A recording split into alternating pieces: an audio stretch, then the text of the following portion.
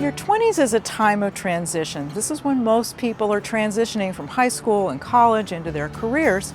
And that means that your eating and your drinking habits might not be the best because you might be carrying over those habits from high school or college. So one of the things you'll want to do is watch your calories, particularly from alcohol. If you're working, you might find that you're having more meals out. Maybe you have a little more disposable income or more business meetings. And if you're working, you might not be as active as you once were. The other thing that happens in your 20s is this is your peak bone building years. This is when you can build up the maximum bone mass. So your calcium needs are really high, but this is a time when calcium intakes tend to be low. So supplements can really help. And women, at this age, you're often iron deficient, so you want to be sure that you're getting enough iron from food and from supplements. Your 30s is a time when you might find yourself juggling career and parenting. And that means a lot of challenges, particularly eating regular balanced meals, getting enough sleep, and getting enough exercise.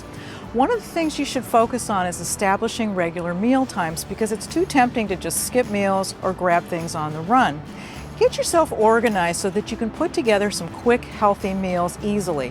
It helps if you keep your refrigerator, your freezer, and your pantry well stocked, and it also helps if you have some healthy recipes that you can always turn to that you know are quick and easy and that everyone likes. It's also really critical to make time to get plenty of exercise and also to get your rest. In your 40s, you might find that your eating and your activity patterns are well established. But if those eating habits and those exercise habits aren't as good as they should be, you might find that your weight is creeping up. This is a time of life when your metabolism is starting to slow down a little bit. So it's really important, as it is always, to eat enough protein and do some resistance exercise because this will help you to build muscle, which will increase your metabolic rate. This is a good time to look back on your eating and exercise habits and see if you can do a reset so that you can try to make some improvements in your eating habits and how much activity you're getting. The other thing you'll want to do, watch how much sugar and fat you're eating because that's going to help you to keep your calories in check. When you reach your 50s and beyond, weight maintenance can become even more difficult for men and for women.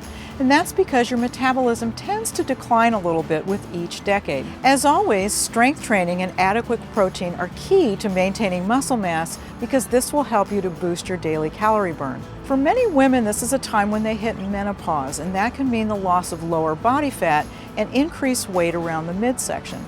And this is also a time for many women when they have mood swings and often poor sleep. And women also have calcium needs at this time of life that are higher than at any other time.